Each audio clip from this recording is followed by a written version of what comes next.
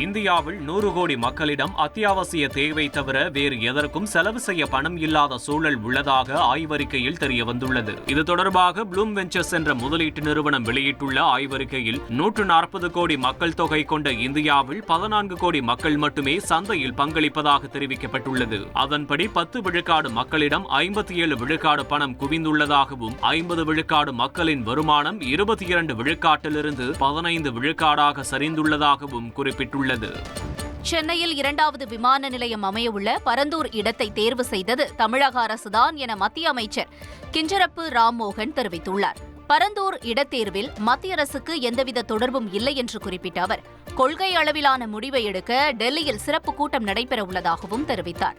மேலும் சென்னை விமான நிலையத்தை தனியாரிடம் ஒப்படைக்கும் திட்டம் எதுவும் இல்லை என்றும் மத்திய அமைச்சர் கிஞ்சரப்பு ராம்மோகன் தெரிவித்தார். உங்கள் தந்தி ஒன் தொலைக்காட்சியில் தெனாலிராமன் தினமும் மாலை 6 மணிக்கு காண தவறாதீர்கள்.